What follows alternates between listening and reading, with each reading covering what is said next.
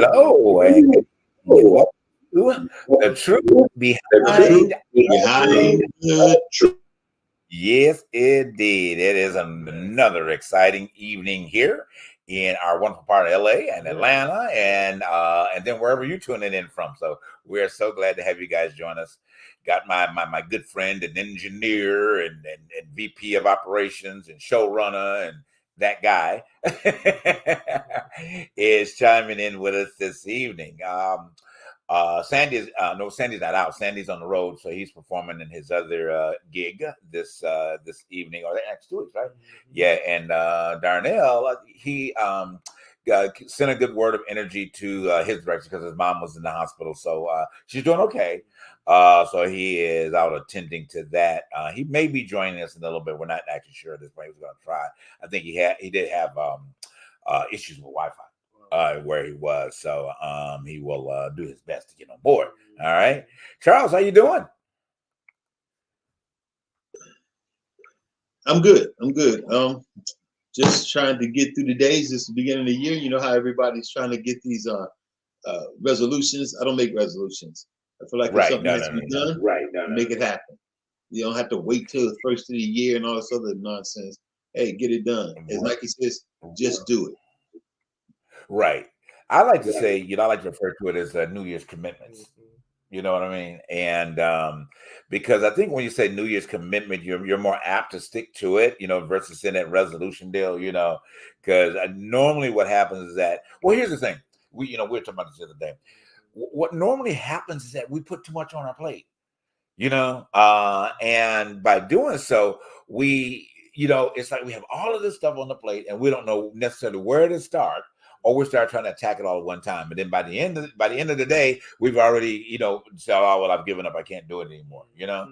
If you're going to create a pie for the new year for yourself, here's the thing, take it in pieces, cut your little slice out, accomplish that, then move on to the next one. And then move on to the next one, then move on to the next one. So you won't be disappointed that you didn't get everything done, by a certain point. And be flexible with yourself, because change is hard, y'all. It is hard. And the first thing you got to do is change your mind before anything happens with any commitment, So if you're not ready to change your mind, and move forward in another direction, guess what? It ain't gonna happen nowhere. You might as well just go back to doing the same thing you did last year and keep it moving, So, but if you're willing to make that change for yourself, then ultimately, yes, go ahead and make smaller commitments, basically, and then complete those. If you're trying to lose weight, don't get on here and talk about you trying to lose 300 pounds in 1 month. You know what I'm saying? It's not gonna work. It ain't gonna work. It ain't gonna happen. But just again, take it at small steps and move it from there. I think you'll be much happier, with the results that you're getting. Because you got to change your eating, you got to change all of the type of things. Whether you're going to be a juicer, and if you're not following Harold on what's it, Juice Man is his thing. Following his steps. I think he started with a cleanse already to get you prepared for it. But you can go over to Harold's page and check that out as well. But anyway, enough said about that. Let's do our reminders. Okay, the reminders. Number one, about your mug. Okay, yeah. Get your mug. I think we did a New Year's reduced offer. $13.99. All right, for your choice of your mug, you can get it for a friend or whatever, because it gives you the opportunity to promote the truth behind the truth and remind you to also keep yourself going in the truth behind the truth. Right. And we'll get into it tonight. Very, very vital part of your life. And also you can also participate in our giveaway. Okay, I don't want to say contest anymore. Kind of our giveaway. 5 likes, 5 shares. Okay, send them to the TTBTT show email at gmail.com. With that, and we will send you a complimentary mug as well for your endeavors of spreading the good news with us. Okay, all right, we got that out of the way. And one other thing, support. Okay. Support. That should be a natural given. If you like the content, support, subscribe, talk. Just talk to somebody. It's just express it to somebody to watch the show. But other than that, though, hey, join the conversation. Absolutely. And plus comment too. I will be able to read the comments. Right. Even though you kind of over talk, we will read your comments. Right. Yes. So other than that, though, let's get into it. All right. Let's talk about it. Definitely. All right. So your cash contributions. You forgot that part. Hey, do whatever you need to do. Support us. Yes. That's all we ask is support. Yes, so let's get into the show because I'm ready to talk. Let's go. Let's start that. What we're going to jump in? Well, I mean, we keep harping about, we went to go see the movie. Now, The Color Purple has been going on since, the 25th of December. It opened, around Christmas Day, and it's been doing great numbers. But it's just the simple fact of we've been reiterating and talking about it. We were discussing about the fact that you saw the original. Oh yes, and people now watching the musical and didn't understand that it was a musical. Right. Now how, the movie, how that happened, I don't know. I don't understand. I don't either. But Charles, have you seen the movie yet? Have you seen The Color Purple? You have not seen The Color Purple. No, I haven't had a chance to check it out yet. And okay. I mean, really, if you haven't watched it, go support it. Plus, go support the House of Clarence. No, the Book of Clarence. The Book of Clarence. Yeah, started. Go support. Started yesterday. Go support these movies because it's kind of I don't want to make it more of a black thing, but we need to support our projects. Yeah. We need to support our people. We need to support what it is that has us on film and what has us pushing forward. A lot of people have been harping on the fact that The Color Purple is not what we need to watch. Who watch remakes? Who cares about remakes? Right. But for this movie, I think it's more than just a remake. I think it's what they have been calling a reimagining. But the subject matter is, for a lot of people, it's too deep, it's too traumatizing. Abuse, misogyny, child trafficking, stuff that is still going on to this day. Now, if you go to the movie to not want to see it because of those things, I think you need to get in the mirror and start questioning your existence as a human being, because we all have people within our families that are going through some form of abuse, some form of craziness that represents what was going on in that movie. I think we all need to go see something to re-enlighten or to have us think about our existence. I'm trying to say make us more aware. Make us more aware. Right, what's going on. Yeah. So the one thing I want to say this, and I'll give my take, and then I know, Charles, you did see the original, so you can kind of speak from that. Yeah. Put in the comments. Okay, put in the comments if you saw the movie. Let us hear from you. Okay, while we're in it, and if we go on to another subject, please, and we'll revert. We'll go back to it and mention it again. But put it in the comments what you thought, and if you saw the original in 1985 version, if you saw the Broadway play, and to give us your idea with that, or is it your first time seeing it? So we're gonna get, and I'm sorry, I'm just jumping all over the place. No, you're good. So real quick, my thoughts, and what I did the other day, and again, I like both, so don't get me wrong with my comments, okay? Please, I'm not saying not go see the film, all right, because it is worth going to see. However, I went back and listened to the soundtrack of the Broadway show, which I loved. Okay, I saw the Broadway show 6 times, so I think I'm a Color Purple expert. Okay, and God knows, I'm not saying the '85 version. Okay, so but what I kind of got from it, going back and listening to the soundtrack of the Broadway show, it interrupts certain things within you because of the order in which the music is set up, and you understand the flow of it. Honestly, I would have liked to see them stick more to what happened in the play. Okay, it's still to me the play really told the story in its depth, because that was the first time that they ever really explored Celie and Suge's relationship. Because of course, the 1985 version, it was just like that quick moment, and they moved on, and you knew if you knew, but you really didn't get to know what you thought you knew. From it was rushed. The movie. It was rushed. It was really rushed. So for that one, a part of it, the music is just so good to The Color Purple. Not saying this new version wasn't, but I think that if they would have incorporated more of the original Broadway music, I think it would have told this story even better. Yeah. From the aspect, because you would have gotten a visual of what actually was happening at that point. So I'm not going to spend a lot of time dissecting it, because as an actor, and Charles and I are producers and directors and all that, and writers. Hang on. But do you think it was the budget though? Because the budget itself. See, the thing about it is, like we talked about it, when they give these people the money to make these films, do they give them enough to go into the in depth into certain things? Because we don't know how much they. Not okay. We didn't go into too much. We didn't research this portion, right. But there is probably out there how much Warner Brothers did give Blitz enough, the money to make. But did he have enough to keep that storyline going? Did he have to rush it to stay under budget? Right. That's a situation, and plus doing a musical is the most expensive thing to make on a budget. Right.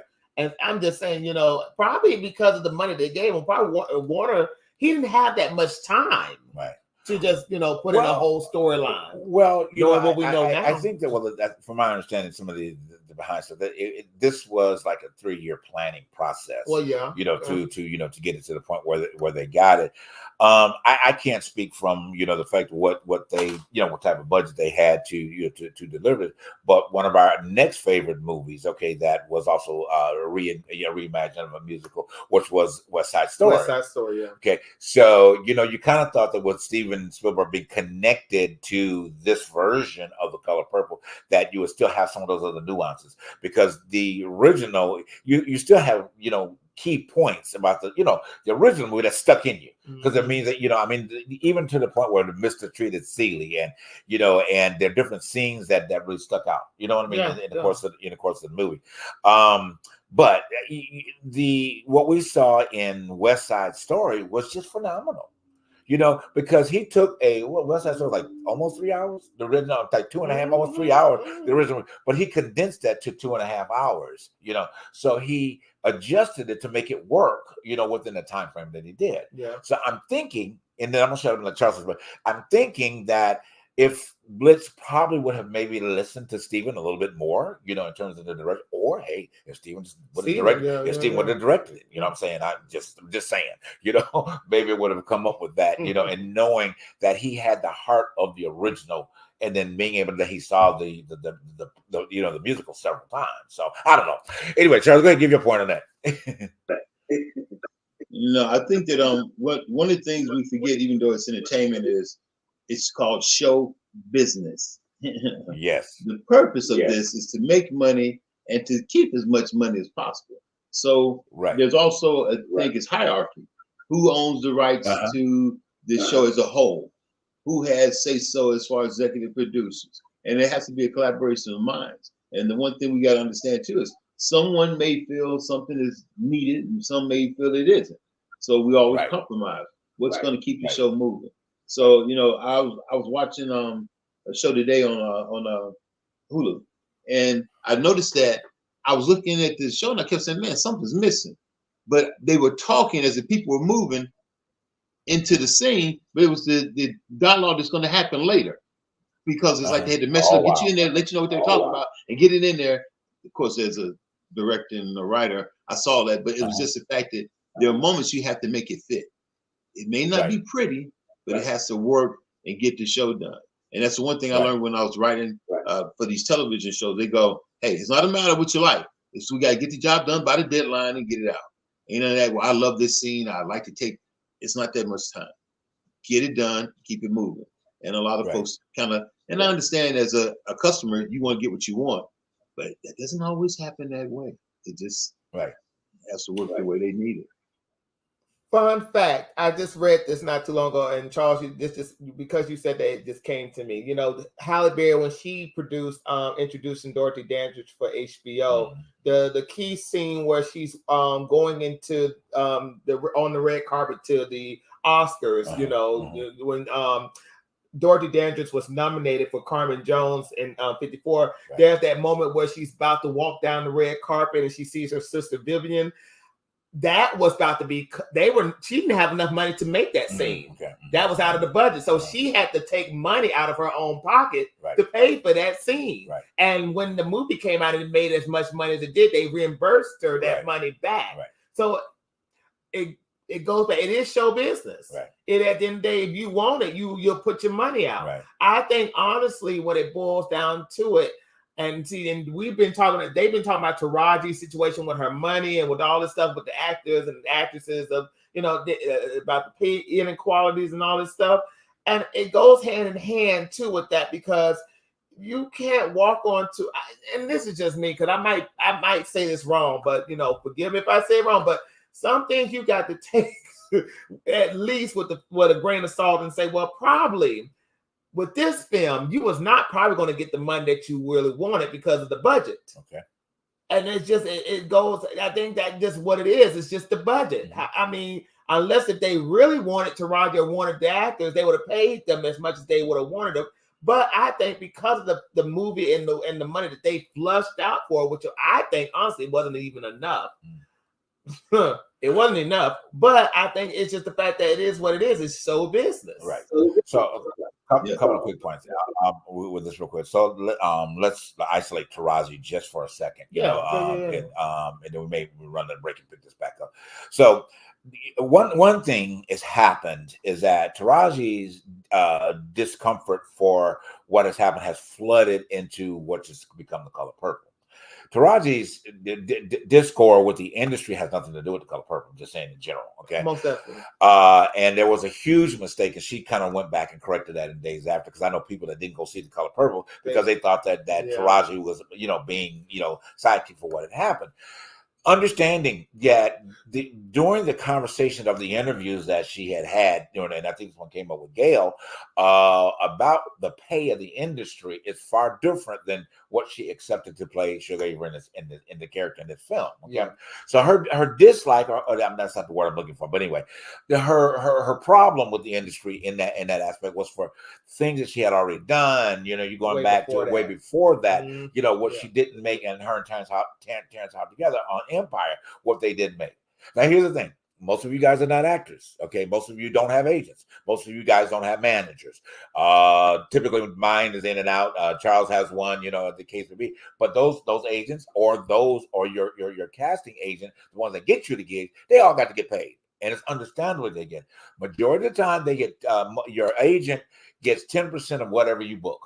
Okay, so if you book a film that you're going to get paid $100,000, she's going to get 10% of that automatic on top. If you have a manager, depends on the negotiation you have with your manager, it's going to be between 15 and 20% of what it is. Okay, because here's the thing: your manager, typically, what happens with that is that they're the ones in front of you promoting you. Okay, so they're supposed to be investing their money to promote you, along with who is ever producing you. Okay, that's the key that I'm talking about. And then they make the money back after you have booked the gig. Okay, so that's how that works. I mean, it's too much to get into, but that is a part of the business end of it. In working it. So those of you that have been feeling bad about Taraji and whatever, it's not The Color Purple, guys. Okay, at the end of the day, and those you guys have said, oh, it's a beef between her and Oprah. You look at the body language. She was turned this way and they were turned this way. You overanalyze it and you really don't know what you're talking about. Okay, and what if it is? It's none of our business. Well, true. I mean, to be honest with you, it's been put out there on a platform, but what if? We don't know, but if it is, you got lawyers for that. Absolutely. So hold your point. You can bring back. We got to go to break. Okay, real quick. We'll pick this up for just a couple more conversations. We got to go into some deep stuff you want to talk about tonight. All right. So we're going for a quick break, and we will be right back with more.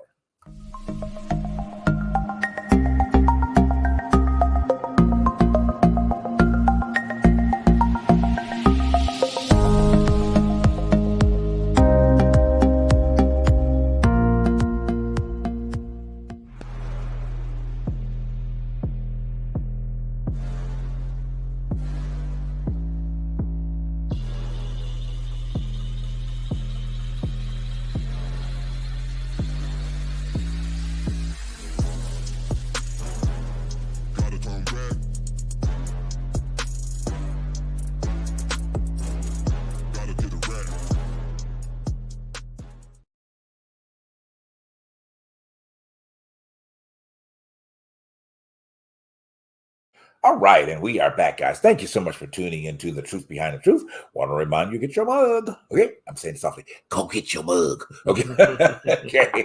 Go get your mug. It's only $13.99. Okay, I'm whispering it in your ear. Okay, go get your mug. $13.99. Send an email to ttbttshow@gmail. All right, $13.99. All right, now I can talk louder, and I was whispering in the ear, so you know what I was talking about.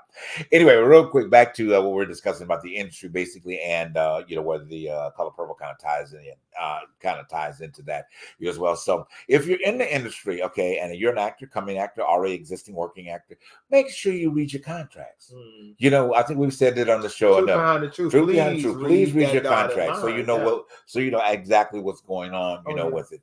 But again, to everyone that has been a part of that film, I think kudos for the jobs that were done. Yes. Remarkable. I really love and was left talking about Taraji. I love what she did with Sylvia Avery. I think that wherever she pulled from the Margaret Avery version of of that, and probably what she watched from the play, she did very well. Very well. I really enjoyed that. Of course, Danielle Brooks, is again the outside the talk about individual, from it, possibly will win. Kudos, possibly win. She did. Possibly may win an award for that. And of course, Fantasia, she pulled that CD back. Okay, and we will see what happens in terms of that, for our award. But everybody, the whole cast is great. Everybody did it. When Coleman Domingo, oh my gosh, just phenomenal. Yeah. He played the heck out of it. Yes, he did. He really did. And coming off the heels of Rustin, by Rustin film. If you haven't seen that with Coleman Domingo, you need to go to Netflix and see it. It's produced by our wonderful, still existing president to me, but it was produced by President Obama. Okay, because y'all keep saying President. Whatever that other guy name, but his production company, him and Michelle's production company, so really good thing with that. But speaking of Rustin, y'all know there's a situation with Jonathan Majors using Coretta Scott King. Oh God! Now let me ask y'all a question, and this is my thing. Why are they making a big deal out of this situation about him? I'm sorry, making his ex. Telling his ex to be, Coretta Scott King. Now, I understand the situation at hand. Like, to be honest with you, with the situation where it was around a case of abuse. But the fact of him using Coretta Scott King as the example of what he felt like his girlfriend or his that wasn't even about the abuse. The problem with that is we get too caught up in race baiting. Is basically what it is. When can you say that? It's just race baiting, because why should Michelle Obama and Coretta Scott King only be for Black people? They're good character, moral standard, intelligent. Thank you. Anybody can be that. It can't just be Black people. It's going to be, if you want your man to be an outstanding gentleman and this and that, there's a white man out there that you can pick, or an Italian man, or Asian man. It probably has those same substance in their personality, and their soul, their spirit. So why do we can only hold Black powerful women to Black people? They can be them. Right. There's a standard. Exactly. These people are good people, and we should always salute them and praise them in the efforts and the energy they put forth to this country. And they are great standard barriers for everybody in this country: Black, white, red, green, yellow, orange. Absolutely. This is how that works. Well, all this other stuff is just so true, Charles. So true. So the gasoline to the situation was caused by Bernice. Okay, at the end of the day. Okay. The gasoline. He ignited a nice fire that was in. I'm gonna paint it this way. All right, new movie, y'all. He painted a nice fire. Okay, and because he was expressing, how he would like to see whomever is a part of his life in that capacity. Now, who's he dating right now? What's his name? Megan Good. Megan Good. So let's hope that Megan Good, fits the bill, of the Coretta Scott King. Bear in mind about what you just said, Charles. Okay. Now we're not getting into the deep part of what happened between him and his former. Okay. It ain't about color at the end of the day. And then the gasoline, I think that what's her name? Bernice, she probably went to Chevron, no pun intended. Okay. It filled up her 5-gallon can. Okay. And went to pouring, okay, because it was unnecessary. It was absolutely unnecessary to do that and to put it in a racial bearing, because there are our loving Caucasian sisters that can act and do just like a Coretta Scott King, because they can love their man or whatever exactly the same way. All right. Yeah. It don't matter about the love, like you said, Charles, at the end of the day, it does not. We have a habit of doing that. And unfortunately, nowadays, it is cycling through the African American community, because we're the ones that typically love everybody. You know, I mean, at the end of the day, you know, without reason. But y'all need to take a break. African American folk, take a break. Okay. Love on everybody. Like Charles said, love on everybody. Okay. Go ahead. Well, my thing is, I just didn't understand why it was a big ordeal, but I understood that the fact that why I understand from Black women who heard that message, why would you even want to compare a white woman to Coretta Scott King? That's what they said. That was the sentiment that was going around. Why a white woman? Why, now that you got this Black woman to help, save you from your situation, would you even want to call a white woman? And my thing is, I feel like at the end of the day, the whole entire story was so toxic in a way. Jonathan Majors, God bless him, because to be honest with you, now that he's going through his own little fire, I'm hoping and praying that he gets some form of therapy, number one. And I hope, we all know public opinion is not going to give him a break, and especially the mainstream. You know what I mean by mainstream. They're not going to give him a break because he already got a warning sign over his name. Right. But the fact is, I just hope that he go get the peace and the therapy that he needs, and then just come on back. Right. Little by little, just come back, but get some help. Right. And for those who have issues of, and I don't even want to say that he did what he did, because to be honest with you, he wasn't. They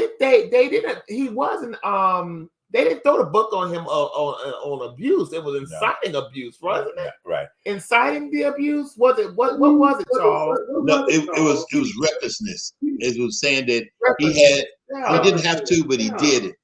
It was like, you didn't have to do that, but you did it. And since you did it, we're going to spank you a little bit.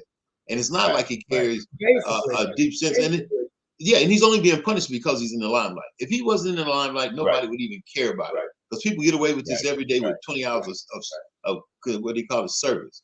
So, community service. The thing about it is he stood out. Yeah, he stood out. And and I hate to say it this way, but because it was a Black man, a white woman, it made such a great stink to everybody that it had to be talked about. Can't let that Black man do it. And he ran from her. So how do you run from somebody that can get convicted of assault when you try to get the hell away from her? I don't understand the part whether you didn't see the video of him run. Okay, because when I saw the video, I was like, hey, there's nothing left to to be said about it. At the end of the day, the thing that and we're going to move on. The thing that I'm very I guess sorrowful for him is that all of the deals that pull back from him. Okay, at the end of the day, and I really think that is so completely unfair of Disney, and I think there was another one that he just lost as well.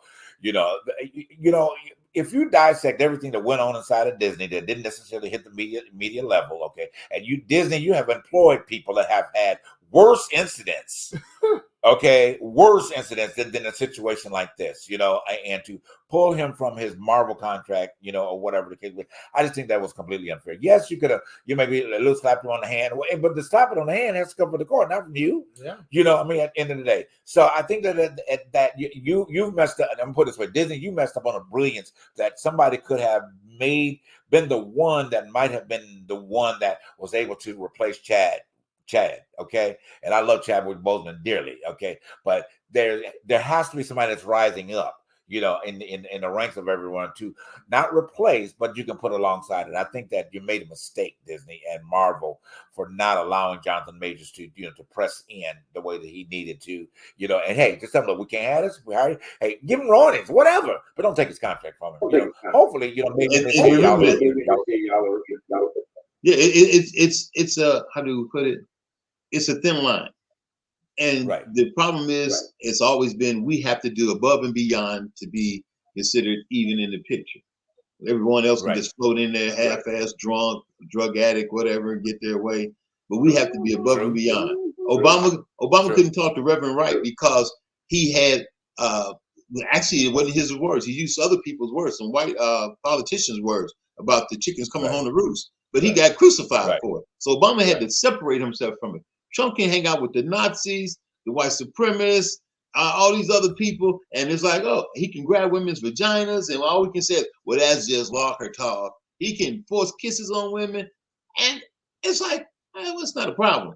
But if you're a minority, you need to be above and beyond reproach. You can't even fart without saying excuse me. And it better be like, pew. It better not be loud. Or wear beige. Or go beige. Or show your arms when you go to a function like Michelle did. Right. Come on, dude. Right. It's all, we're always being held to this higher standard when it's not necessary. We're all human. Right. We all have our quirks. And Jonathan Majors, the thing about him is he's a little different.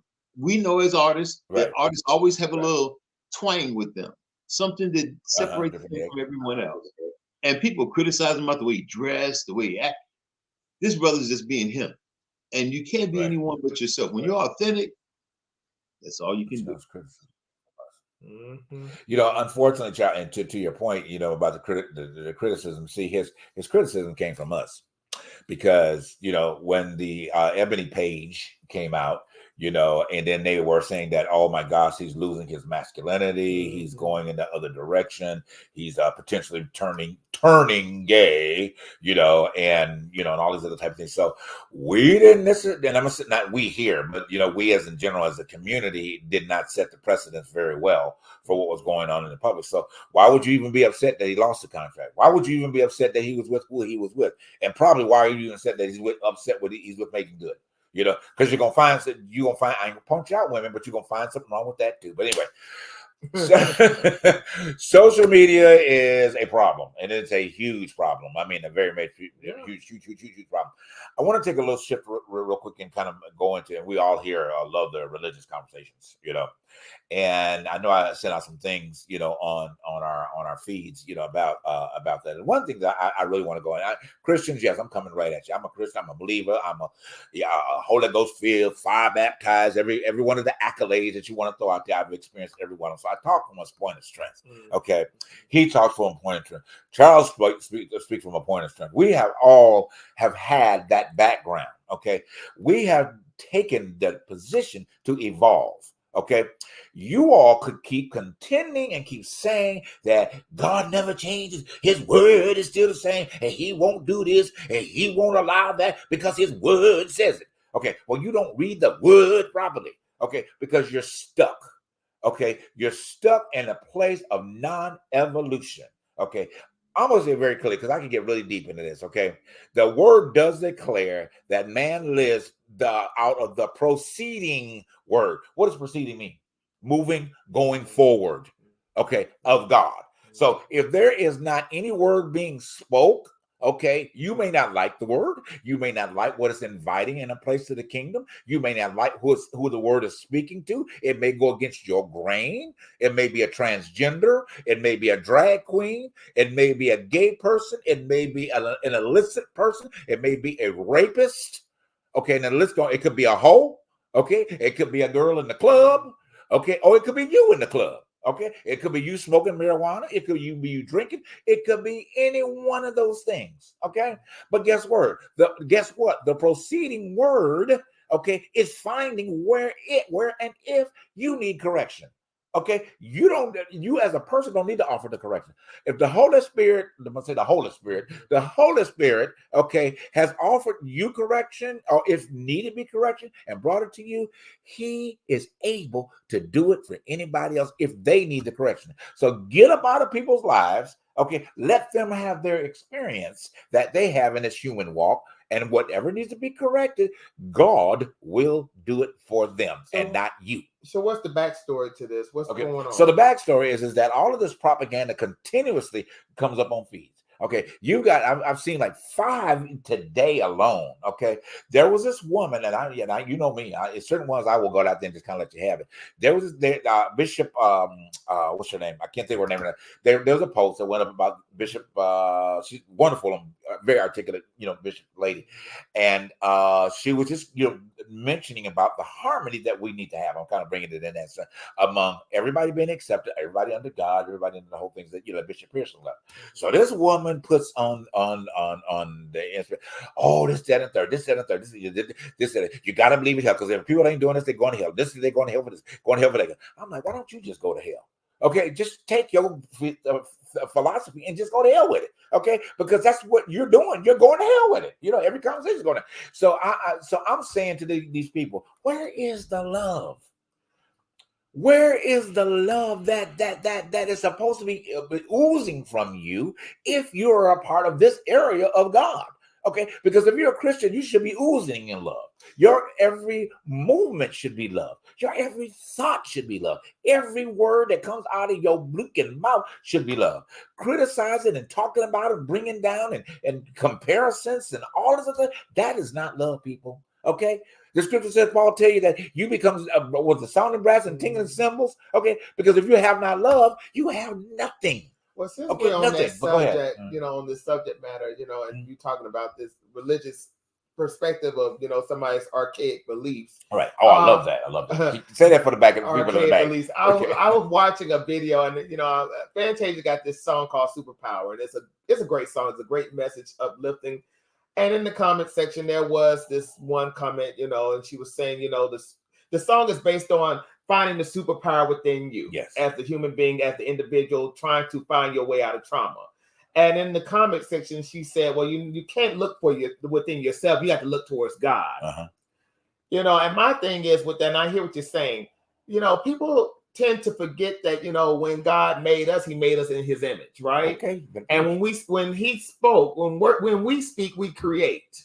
Okay. We create our lives, and sometimes when we speak negative, like whatever. Not sometimes. All the time. Well, all the time. When sometimes all the time, depending on who you are, you are creating a world of negativity. Right. I just feel like sometimes, and this is just me, and I don't know why, when it boils down to Christianity, we like to police somebody else's perspective on life. Thank you. I don't hear that from Buddhists. I don't hear that from, I don't know. I don't even hear that much from Muslims or people who support Islam. I don't hear this policing. Mm-hmm. Only in the comment section you have Christo-fascists. I call them Christo-fascists because they are spewing out a worldview that they wish that everybody could take in and just say, this is who we are. Mm-hmm. We are a Christian nation. But everybody's not Christian. Right. Going back, it's just the fact that why police somebody's perspective? Why can't you, like you said, why can't we just live in harmony and just show love to whoever believes or don't believe? Right. Because at the end of the day, God is love. Right. Why is the love being policed on somebody else? Okay, say that again for the why is the love being policed? Uh-huh. Why can't you just at least accept and keep it moving? Absolutely. That's just my perspective. Charles, do you have one? Bishop Flounders is who I was mentioning, the lady. You can go pick. I'm sorry, because her name just came to mind to me about that. I know we got to go to break. I want to hear your perspective, Charles. Let's go to break real quick, and we'll come back and hear from you in a minute. All right.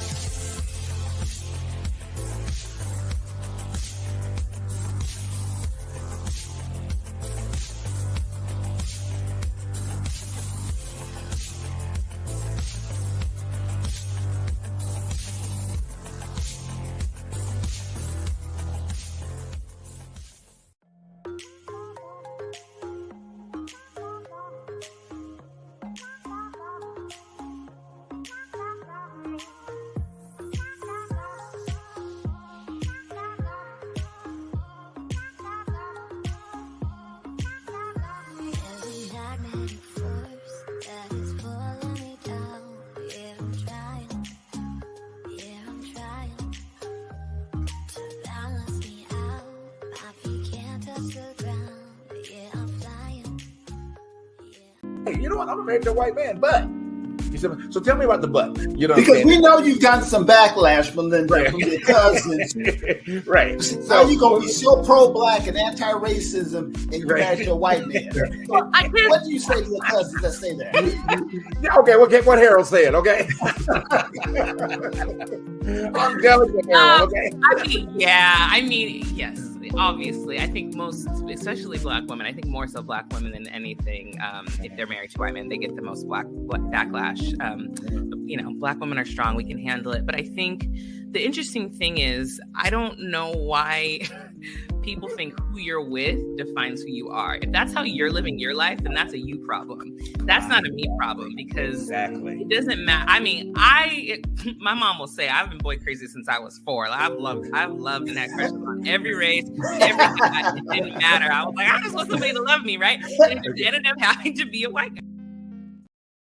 Thank you for saying that, child. That was really good. I'm glad you pulled that clip out. That was a great show with Melinda. Actually, she's wanting to come back, so we just need to set up a time for her to come back on the show and share her perspective. She's a very powerful woman, guys. Very, very powerful. Unspoken, to a lot of people in that, but she's you can follow her. I mean, just do your Google search for Melinda Hale and pull up all of her, her social media base and all of her comments. She has a podcast on YouTube as well, so giving her shout out, as well. Thank you for that. But go ahead with your point, Charlie, in this religious perspective we were talking about. I was raised, if you don't know, I was raised in the church, Baptist church in South Side of Chicago. My family has a history in there. My grandparents are there. My parents are there. My relatives are in that church in Chicago, a Progressive Baptist church down there on 35th and out there near the Dan Ryan. And I've always had this sense of, why do we beat up people for not believing what we believe? And why do we sit so passive when things happen? It's like when the people were killed in Louisville. We sit back, we're going to pray. We're going to say, nobody's putting forth the effort to stop these folks. No one's putting forth the effort to make new laws that will either curb or even, substantiate the mental wellness that we don't pay attention to because it's gotten so out of hand. We throw people out there and think they can just shake it off and they'll get themselves together. But that's not how that works. As a person who suffers with mental wellness myself, I know you just can't shake it off and be like, oh, I'm great. I'll just put this over here till tomorrow and I'll pick it back up later. That's not how that works. Right. And we find ourselves so captivated in church versus getting out and helping and participating that we lose track and then we get mad. Right. Well, they need to or they should. Well, if they need to or they should, why aren't you doing it? Do you look in the mirror every day and say, oh, I'm good. I don't need to do nothing. I'm a critic. I can say what I want to say. No, you're participating in this world, in this journey that we're all in, and we all have to understand our roles. But we also can't deter from the rest because we don't like what's going on. And even when, I think it was in the Reconstruction, Blacks stepped up and became politicians. They got involved. They were there. True, it got swapped on them. The Republican Party switched, which the Republicans keep saying they are the party of emancipation when they weren't. Dixiecrats, all that stuff got mixed up and they swapped parties just to destroy it. But we participated so well, and we showed that we are able to participate in a manner in which enhances this country, not takes away from it, and helps make it a solid foundation for us to grow. It's only those people who don't like to see us moving and making things. It's like the comedians say, I can go to any Lowe's or Home Depot and find Mexicans all in front waiting to work. White people, why don't you enslave them? Why you come get us? They love working. Come get them. Pick them up. They want to do it all. Black folks are so disenfranchised right now that they don't even believe in themselves. They will tear each other apart because they just don't have the faith or the confidence to do anything these days. Our preachers are out here doing these little naughty things, and I don't blame TD Jakes for hanging out with Puffy or any of them, because as they say, you got to be with the people in order to change them, in order to preach to them, give them the word. But we also have to be a standard bearer. You have to be what you preach. Too many of us are just preaching and holding our hands out to go home to buy another car or to get a bigger house or get a new jet. That's not what this was made about. And I tell people this every day. Even Jesus thought that religion was a very scary thing because it had too much power. The priests and the preachers had too much over them. And if he felt that way, what should we say? Right. Absolutely. But it goes back to what you just said. What the church is supposed to be lifting and helping people get through their issues and problems, social issues, and all that stuff. If it goes back to Martin Luther King, if it wasn't for his platform as a pastor, especially during the Montgomery bus boycott, I don't think that would have ever happened. Not only with Rosa Parks, but with this young pastor who got involved. Because at the end of the day, within the African American culture, that church was always the cornerstone. It was always the foundation. Because what could we do? Everything was so segregated. You couldn't go to the new burger place. You couldn't go to the swimming pool. You couldn't go to a fair. So where did we have all of these events? At the church. That was the only place we could really dress up and go do what we need to do. But it has now become a gatekeeping culture too as well. Cat Williams even talked about this along in the Shannon Sharpe interview about gatekeeping, and I think this is what really has ruined the culture. And I think about I kind of put that on equal level with affirmative action. And let me try to relate it to that. I love the guy who died. He used to work for Anna Wintour, Vogue. Andre Talley. And I'm gonna relate this to him.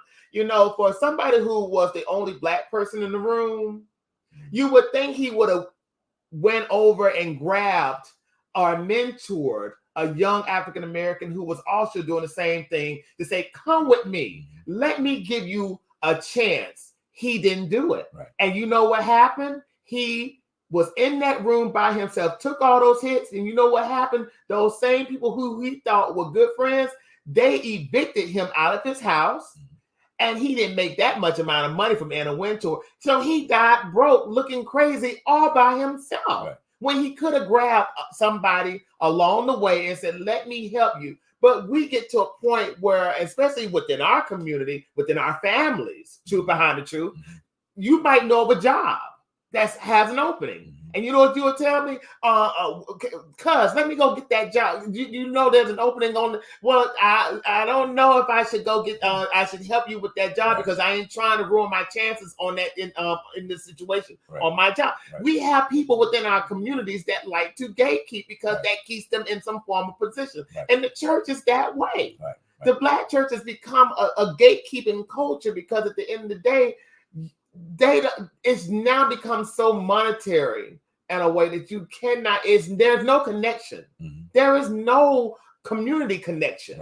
It's all about, well, gays can't come here, women can't dress like this. As a man, you need to be like this. As a woman, you should be like this. It's just all of this negativity. There is nothing. It is nonsense. And it's not really helping anybody get through this crazy life that we're having. Let's just say this: we're about to go into a new phase right now. We're on the verge of an election. Well, we don't even know where this election is going to take us. That's true. And so these are some scary times right now. Go ahead. I'm sorry. Oh no, you're fine. So just kind of piggybacking off what both of you had said. I keep hearing radical.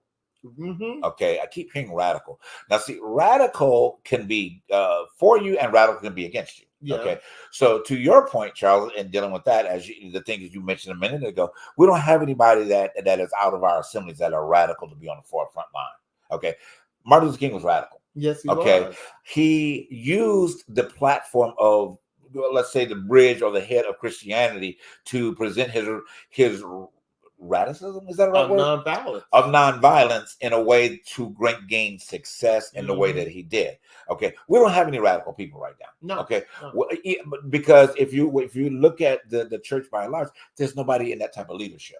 Okay, the leadership that comes from the assembled is, again, like I started out the conversation, trying to condemn somebody to a place that don't exist. Yes, I said it. Okay, trying to make people an enemy that is we don't talk about it, but anyway, that enemy that has been defeated. Okay, but y'all keep bringing it up like it's responsible for everything that goes on when you're responsible for it. Okay, it's called accountability and responsibility. Okay, if you find something going on, you're not being accountable, you're not being responsible. I've labeled that before on this show. Yes, that is, you want to call everything else sin, that's sin. Check that out, okay? Because if you need to do anything else involved, 10 commandments and otherwise, if you can't master the 3 in the beginning, you surely ain't mastering the 7 after the 3. All right, love, and love is the first 3. Love God, love yourself, love humanity. Master those 3, and you'll be able to handle the 7. Because you won't steal, you won't kill, you won't rob, you won't do any of those other type of things that involve in all the list that you like to bring out, and anything else that involve. Remind me of what's the name in Color Purple. What did she say at the end? What was her line? I'm just here to. What did she walk away? It was neat in her little kitchen when she was talking to Mr. the cafeteria. I mean, in the thing, she said, "Oh, I'm just here to get some respect." Danielle, yeah. Sophia. So I'm just saying that for a little respect, okay? What I just said, all right? So, but again, I'm saying all this in love to everybody, okay? And I just want us to do better. You know what I'm saying? I want us to do better. Number one is humanity, and set a precedence in humanity. Because like Charles said, if you don't find yourself moving toward love in every capacity of your life, I don't know what's going to happen to you first, and then possibly to the rest of us. Because it's about us uniting together to make it happen. To your point, man, it's just so hard. It's so hard to see this initial vision that should be coming from the pulpit, or from these places. Okay, let me say this because I know I'm running my mouth too much.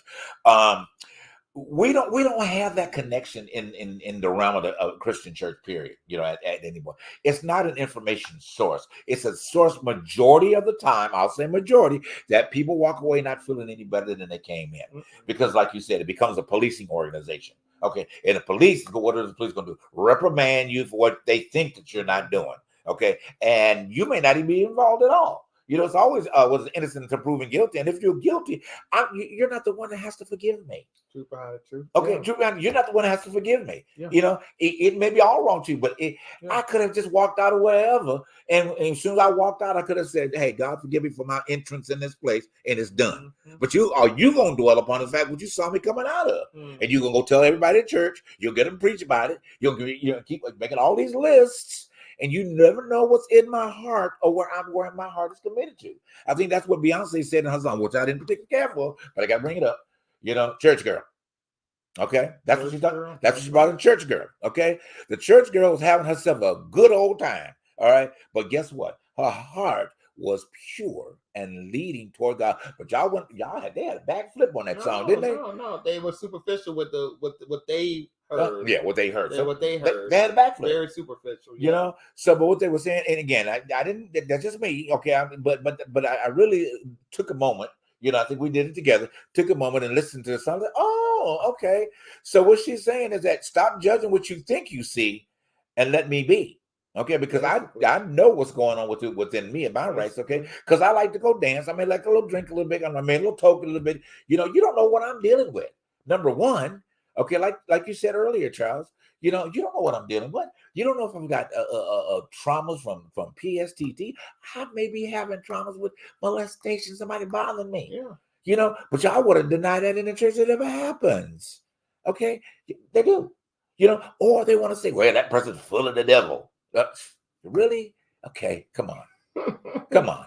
And like I said earlier before we went to break, you all keep bringing up a defeated foe. Defeated. Christ defeated everything at the cross. If you believe that, okay, he defeated him too. And if he exists in your world, then you're allowing him to exist in your world. Okay, there was your accountability. There was your responsibility. If you want to quote scripture says, resist and flee. Resist and flee. It don't need to be anything else said after that. Get out of my house. Get out of my way. Get out of my, not in your life, but being a part of my life. Tell him to go.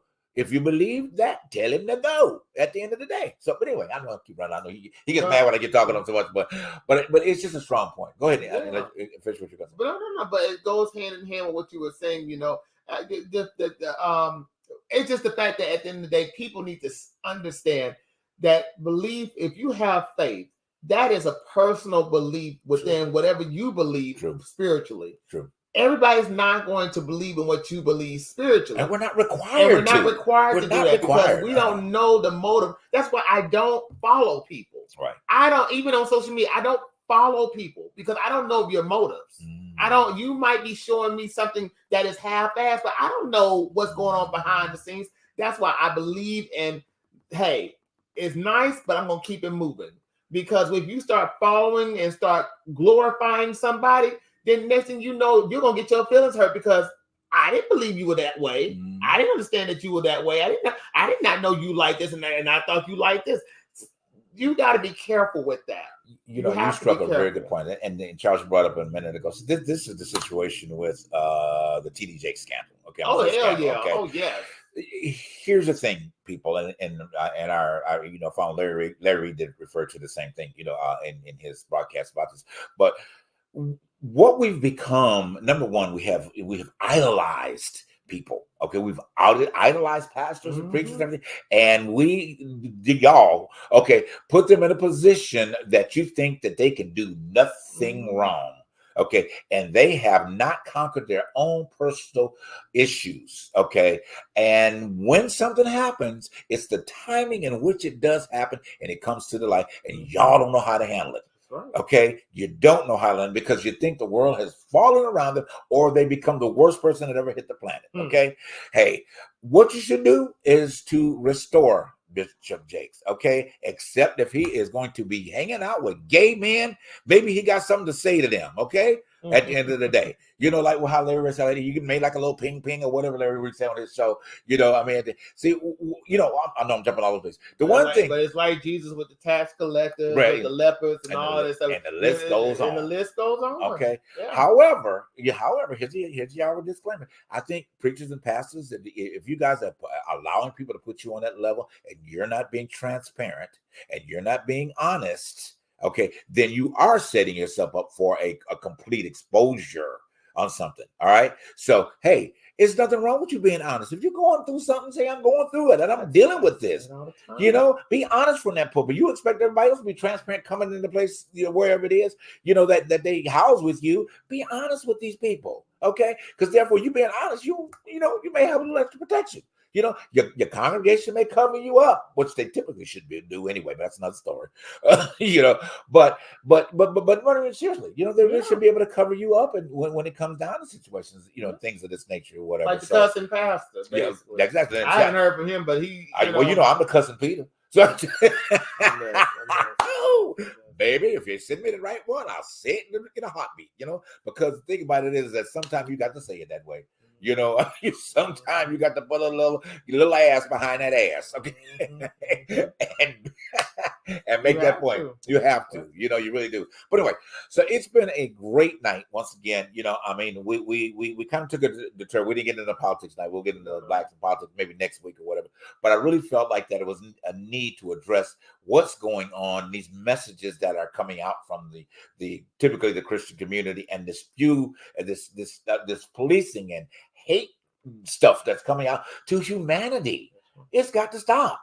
It is sincerely, it's got to stop, because we are here to love.